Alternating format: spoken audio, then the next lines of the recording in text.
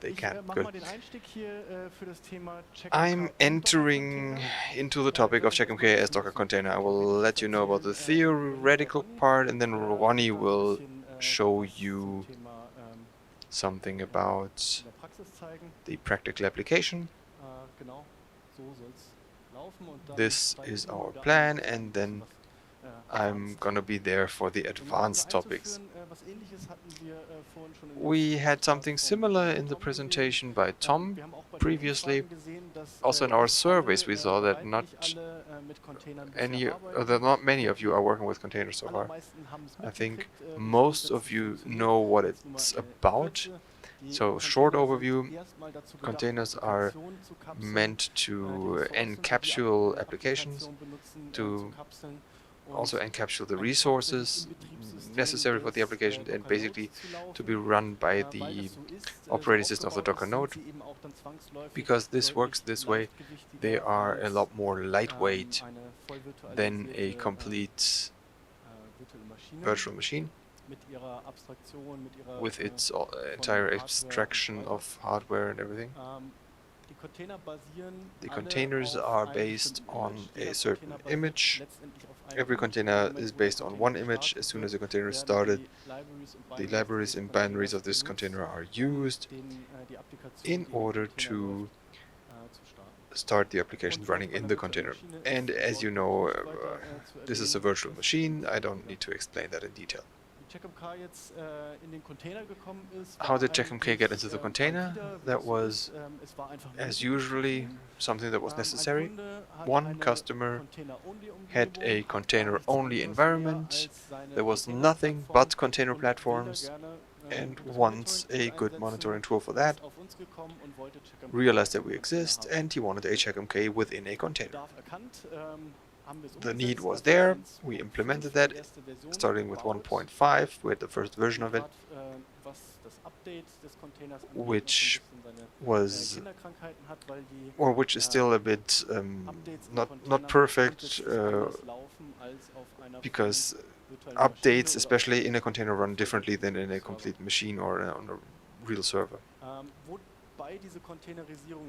Yet this containerization is supported now, where I can only use a container. Of course I need that, but also for test environments, for experimental environments. I very quickly can set up a platform, and I'm isolated there, and I can try out different Checkmk instances. I don't need a virtual machine. I can just access my Docker node and start up my containers, and they're encapsulated well. Underneath, we are running on the Debian-9 image. We chose Debian-9 because it's the basis for our appliance as well.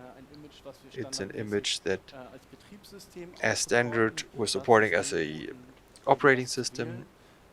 So it was quite an obvious choice. When you look at the sizes, it is much bigger than some stripped down Docker or container specialized OS images.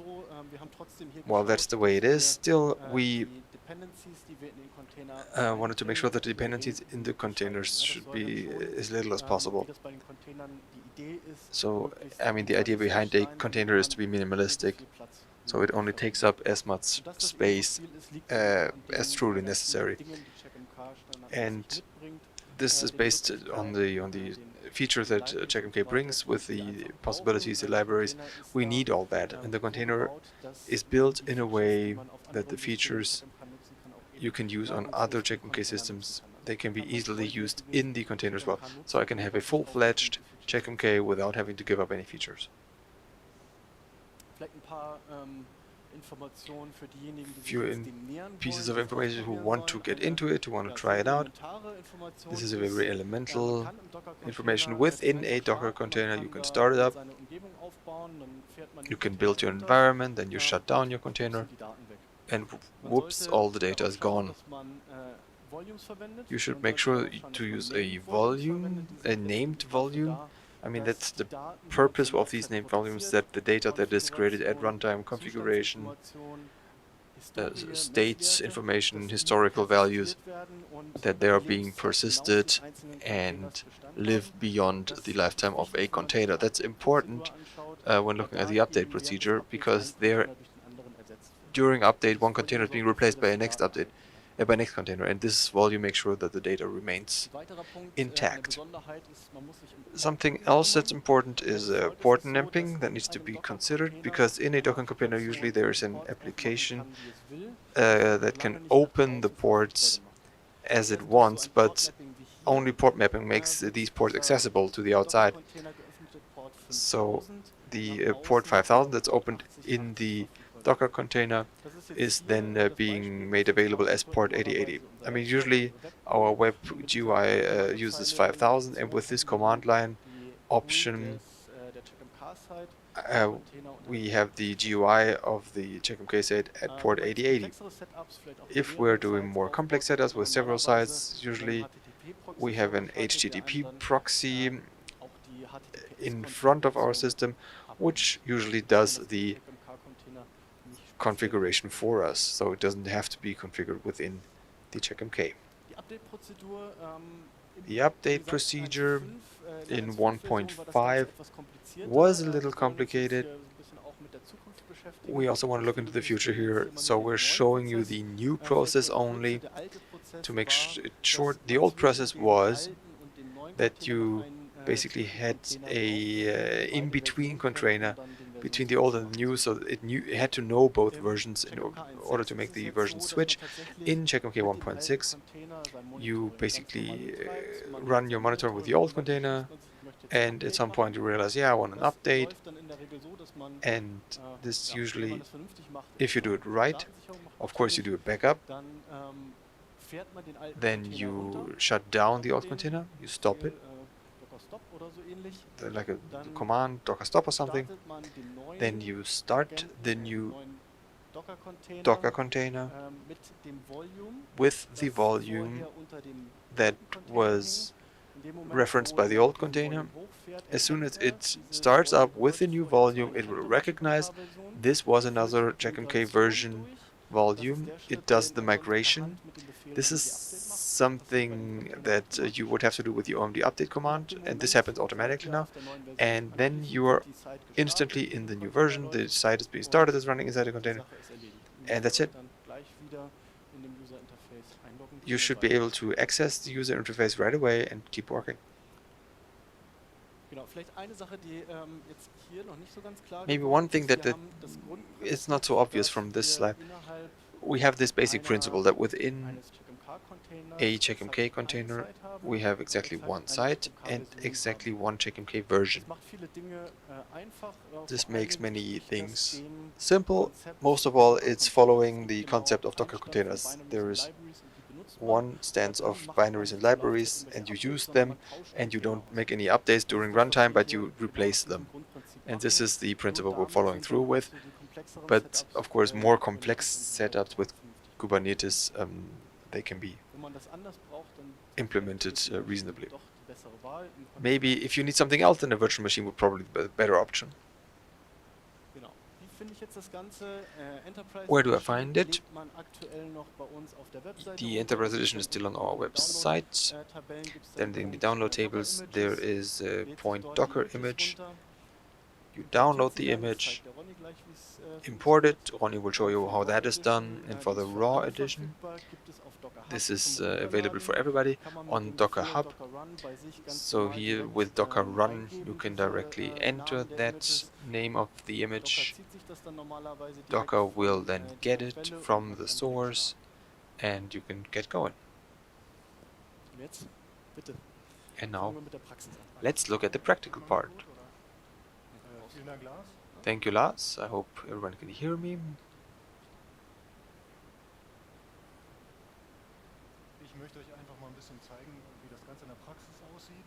I want to show you how this looks in practice. How do I install Checkmk Enterprise in a Docker container? How do I interact with such a container? How do I implement this in an existing monitoring? Also, How do I monitor these containers? We looked at it for a second with Tom before, but and then in the end we want to look at the update process for the 1.6. So let's go to the command line and want to ask the people in the back whether they can read this. Some of them are nodding. We are on the Docker node.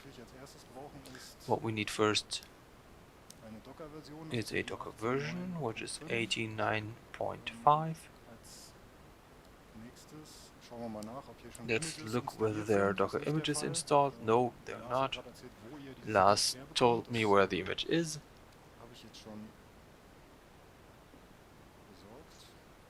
So I already got it.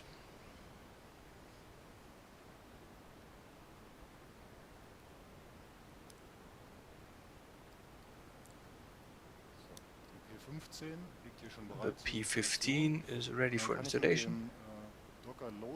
And then with the docker load command and -I can install this version and get it into the Docker world. And on the basis of this image, I can then create my containers. So it's working and it's done quite quickly.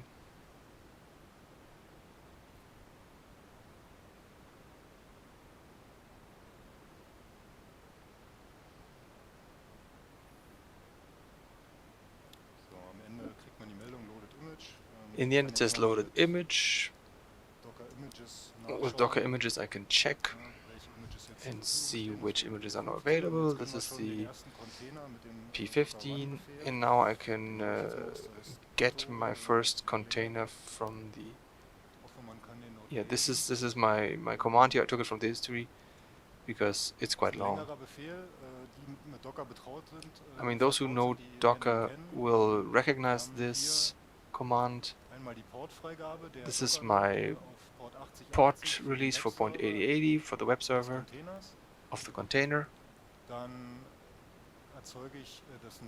Then I'm creating a named volume and mount it on OMD sites, so the site-specific data within the container. I'm giving it a name. By default, a container is... No, wait, I'm giving it a name, my container 1. I'm activating live status. I could also do it over OMD config, but I want to do it directly from here. And I'm opening live status port 6557 on the Docker board, available through port 6666. I mean, these two ports are completely made up. So you see what my options are here. Then I'm also giving it a site name, myslave1. So a site called myslave1 will be created. By standard, a site named CMK is being created. Then the last parameter -v sets the local time of Docker node in the container. So the time zone is definitely matching. Then I want to make sure which image I want to use, and I press enter, and there we go. The first container is running. And with Docker PS I can check it and see the container ID.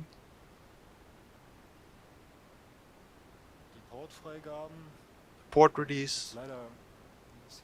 Well, it's shifted a little, but if I make it smaller you can't see it. So this is a name, my container 1. So basically what happens when you create a container, I want to show you this by creating a second container, which I'm going to call my container 2. Change the ports accordingly. 8081 for the web server, 6667 for the live status, the site name myslave2, and unlike the first Docker run command, I left out the D for detached because it's being run in the foreground now, this container installation. And you can see an only create is being started.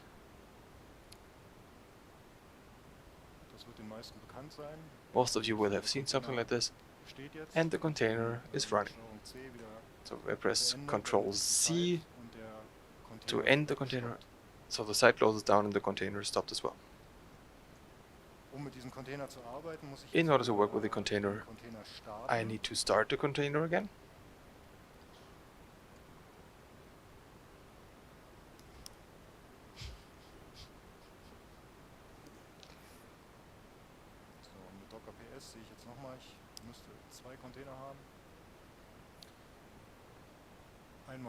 Now I have two containers, my container 1 and 2.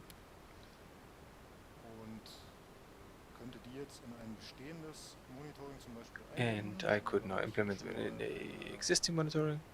I have a little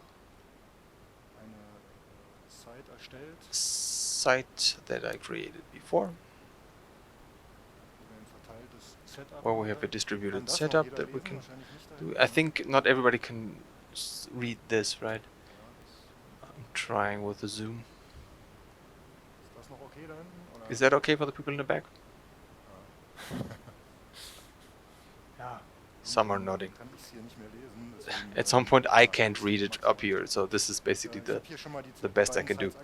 So I've created both of these sites. You will have seen that before. I need to define a new connection. Just quickly want to show you what the main points are that you need to consider. For one, that's the live status port, of course, for the Docker node. So for localhost in this case, here it's 6666. And the other two parts is the URL prefix. The auth port is 8080. I mean, we defined that for MySlave1, and the multi-site URL, it's the same here, localhost 8080. I'm activating it now.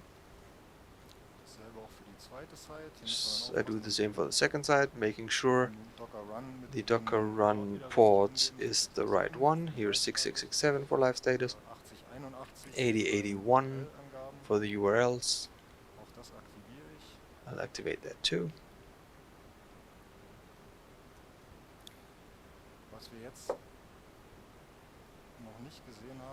What you haven't seen yet are the passwords for the sites, which of course you want to change. They are shown to you at the OMD create within the container. I can show you Docker container logs and then the container name, so we can look at it again. There's the password. I'll copy that. I access the site.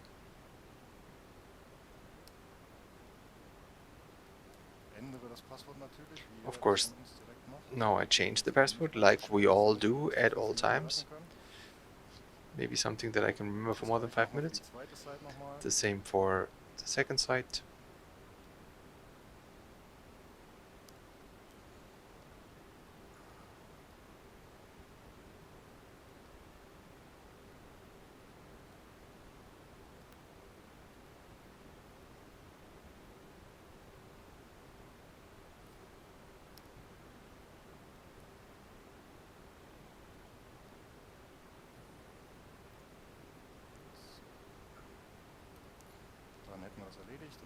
So that's it, and we can log in to the distributed setup.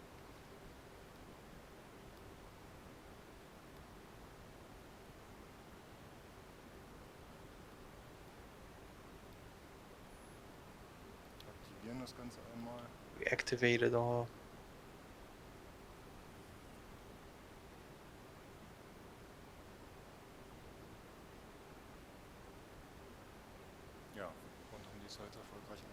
And then the sites are included successfully. How can I interact with the container? How can I move within a container? There is the docker exec command. This command makes me enter a bash in the site user context. So I'm just entering the username. my slave 1, for the container, my container 1, and then you will, most of you will have seen this. I'm moving in the site user context. I can give you the normal, or you can use the normal OMD commands or the CMK commands, and I can just move around freely.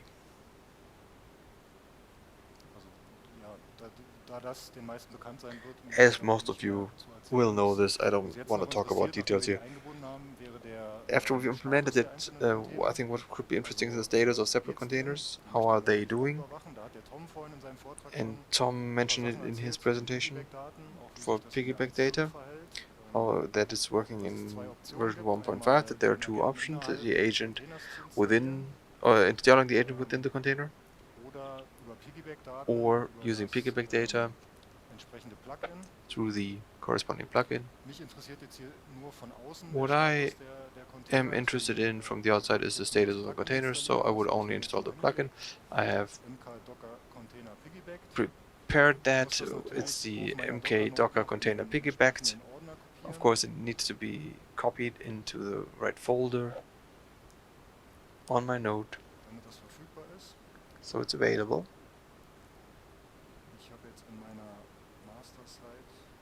So on my master side,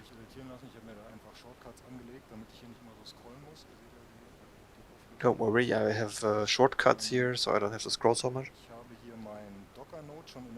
So, for example, I have my Docker node here in the monitoring.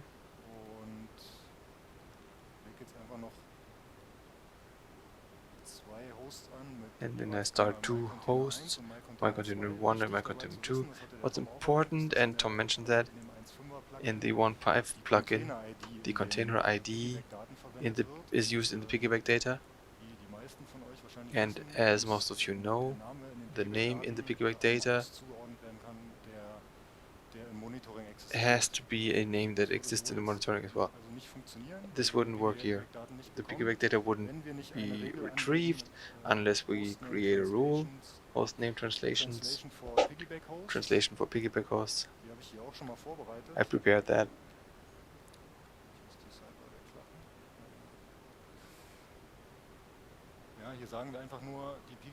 So we say that the piggyback data that comes in for this container should be allotted to my container 1, and the piggyback data for that container should go to piggyback to my container 2. Where do we get the container IDs? That's a docker ps command for my container 2.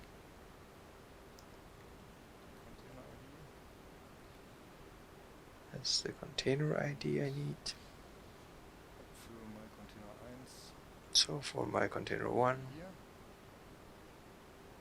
we find that here.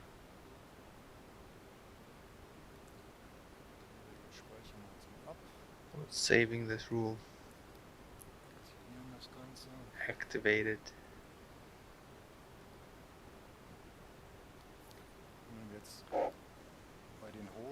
And then here at the hosts that I have already prepared, we'll do a discovery.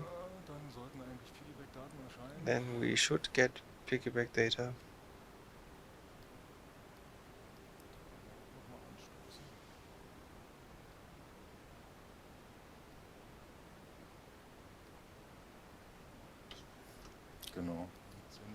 Okay, and what we see here are new services that are being discovered.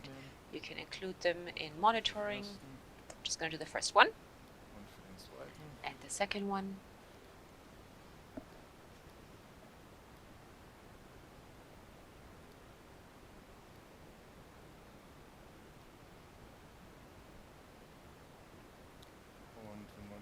And if we now look at the hosts, oh, I didn't take it here.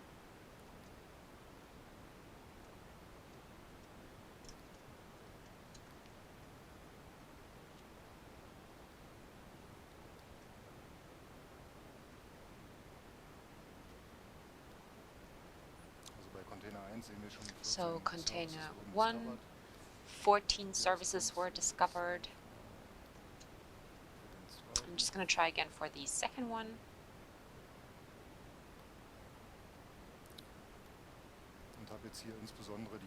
And now for the container status, this is the relevant monitoring, the relevant services, and we're done with the monitoring of the containers.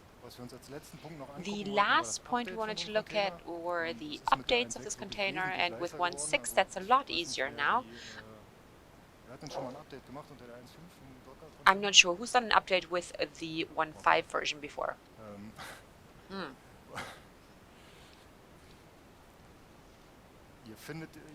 And you're going to find the instructions on the very last slide. They're going to be links. And you can actually download all these slides later on. So you're going to find links to the instruction manual.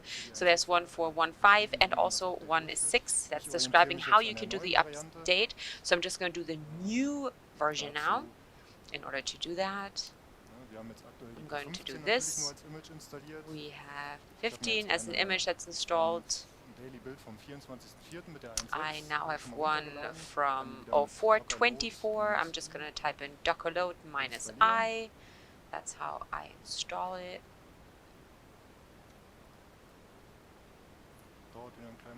Just takes a second.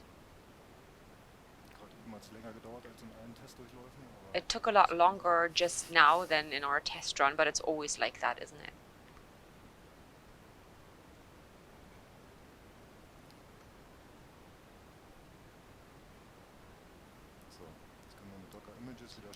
Okay, now we can use Docker images. We have 2 images. They're successfully loaded. And now I'm just going to update my container 1. I'm going to have to stop it first.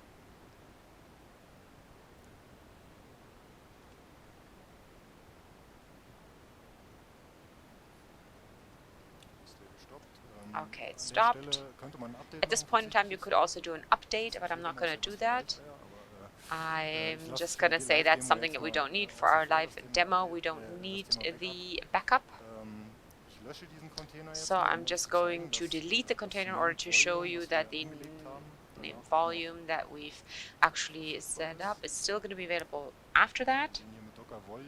So we see Docker volume. Those are all the volumes that are still available in my volume 1. That's where all the site-specific data is stored that the update is docking on. In order to update, I just need the same run command that I used for my container 1 first, with all the different parameters. So I just need the new version, or the new image version, really. And in order to be able to see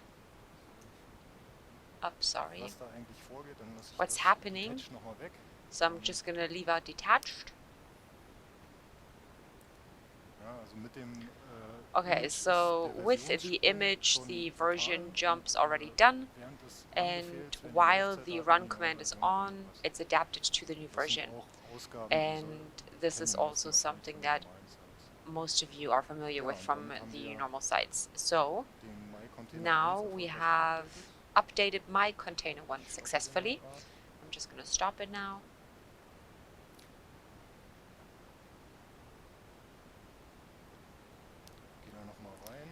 Just going to access it again.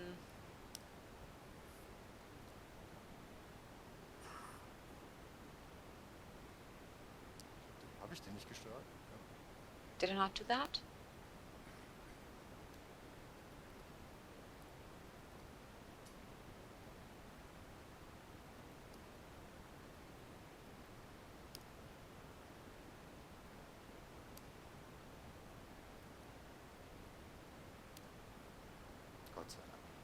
Thank God. Okay, so as you can see, the update worked. And yeah, now Lars again, please.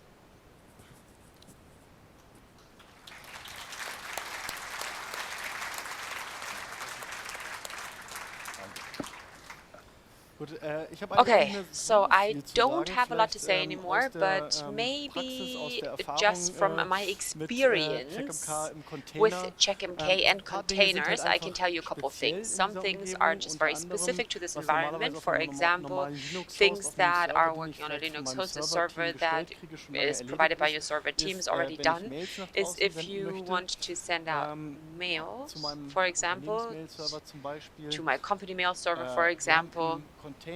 In the container as a standard, there's a postfix as a local MTA, so that the configuration of a simple mail notification is not too complicated, and you can use the option -email relay host. That's how you can activate it, and you can tell it which mail server it's supposed to send the mails to. A couple company mail servers require that you have to configure host names for sending mail servers, and you can use this option to do that. That's a Docker option from the container, and you should be able to do a simple mail setup. In other environments where you have more complex container environments, very often it happens that apart from all the individual containers, you're going to have a PostFix container or some other MTA that's then transporting the mails the way you want to. In this case, this is just for simple setups. Last, just very briefly, if it's just about notifications, there's also the synchronous notification in the Enterprise Edition. They're working without the local mail servers, but you can actually configure them straight from Checkmk. They also have the benefit that there are transactions saved, so you get a login and so on. And what's the disadvantage? No idea. There aren't any. Okay. I mean, the operating system, your own mails don't work with that. For example, if you, get a mail by a system, that doesn't work. It's just notifications from Checkmk itself. Plus, the local mail spooler is missing because you're either sending it directly or not. So, I mean, the error message is still going to be in Checkmk, so it's going to be visible that something's wrong with the notification. So you just have to think about which path is best for you. And it only works with the Enterprise Edition, I think. Okay. If that's true, okay. All right, if we talk about event consoles, that's also a little bit specific. They start in the container, that's still the same thing, but if you want to use it in order to receive these protocols, there are, if you want to get syslog or TCP, for example, in that case, you would also have to think of port mapping. So in this case, you would have to do it before you actually do the container run. You cannot do that or configure that after that. So it's really about thinking about what kind of protocols you want in that container beforehand, and then the second point would then be the event console would also have to know that it has to open these ports. Of course, as it is the case with virtual machines as well, or also just regular Linux servers, it's only one process per system that can listen to one port. So that means on a Docker node, it can only be one container that can open these ports. Otherwise, there's going to be some conflicts at this point in time. Okay, so now we have one more topic from our real life. We've seen that some customers who are using Checkmk in the Docker container, that the activate changes with the same configuration just took a lot longer. And this is a problem of Python 2, that for specific operations during the activation stage, all file descriptors, all open files have to be closed. That's just a technical detail. But overall, you can say that for this option, for the Docker run line, you just type it in there, and then that's going to prevent the problem for you. And then it's just going to follow the procedure that all the files have to be closed. Everything's faster. So instead of 1 million files being closed, they just try to close 1024, for example. And at the point in time where you're working with Python 3, the problem's automatically solved already, because Python 3 is not affected by that. Okay, and then Ronnie already mentioned that there are some changes in our handbook. So there are 2 articles in there. There's a starting article. So let's say you want to get started. How do you get to the container as quickly as possible? That's the first article in there. And the second one also includes all the topics that I just mentioned with the events console and also with port mapping and also the mail server. There are a couple other topics that are also included that you can have a closer look at. And yeah, that's really everything that we currently wanted to tell you about Checkmk containers. We have 1 minute left. Q&A.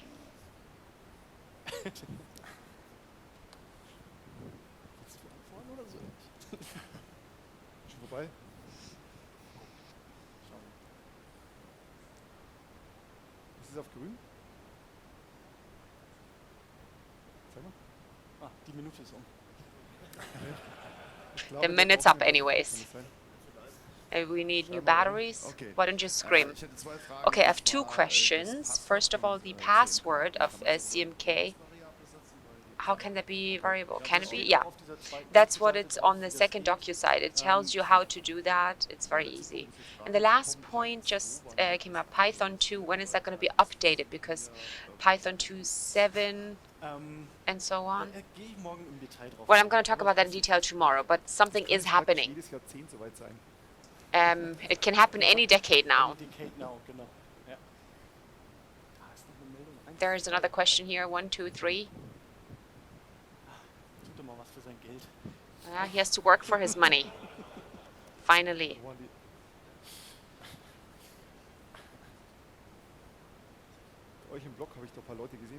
I saw some people in your area with their hands up. Who was that? Thank you very much. I wanted to ask about your update strategy. Is there only going to be a new container version if there's a new Checkmk version, or also if there are any critical safety updates or security updates, for example? That's a good question. Well, currently what we're doing is we only, for example, a Docker app, we have new releases at the point in time where we have releases. That's what we're currently doing, but we've heard of other problems and we're definitely going to do something about them as well. We're just going to have to see how we do that in detail so that it's something that we can maintain, but it's definitely true that we have to do something, yes.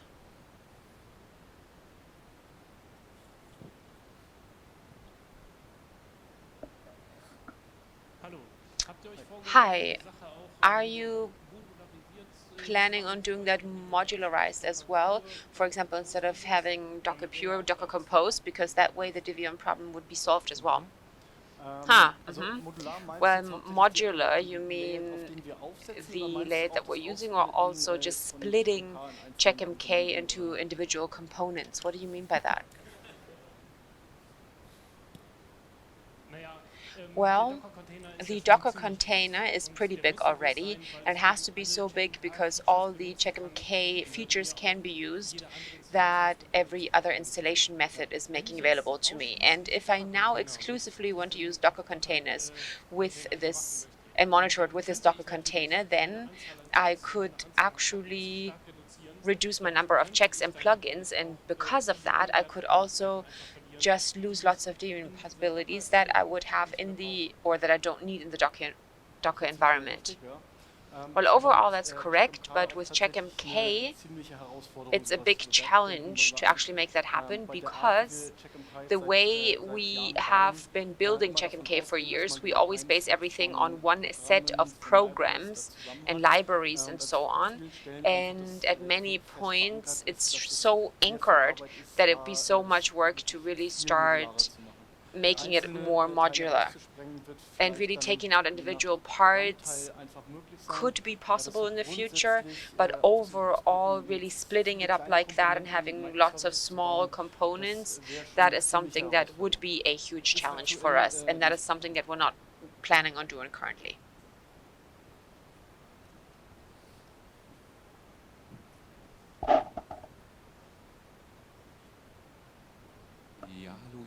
Hi, I have a question as well. We looked at the translation ID earlier. Is there a possibility to also use the container name? Well, that's a good point. Ronnie actually used the i2 plugin of the 1.5, and in that case, as piggyback data, we always use the container ID. And the new Docker Pi, which is going to be available with 1.6, that's just a configuration matter. Because for compatibility reasons, we still have the container ID, but you can just use one configuration line and then change the container name.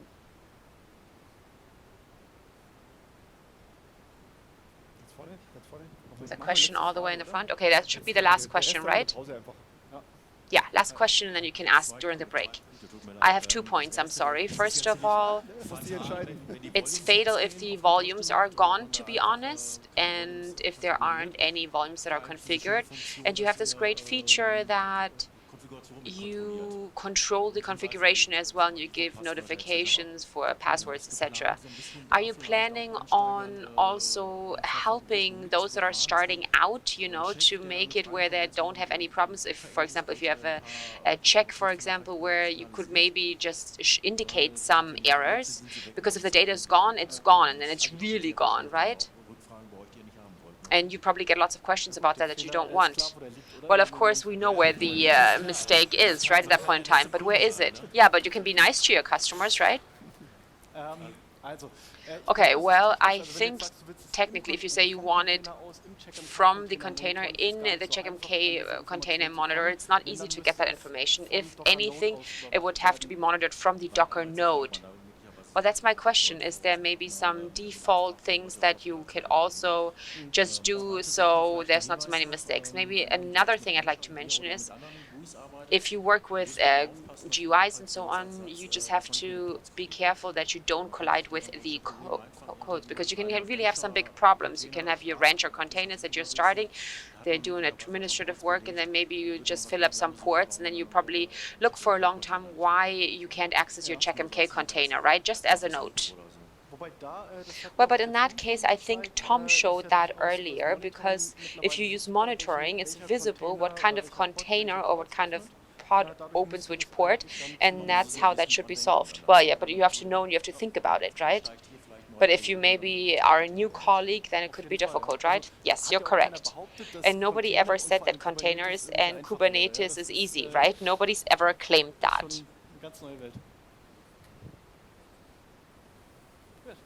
Okay, thank you very much. Then let's take a break.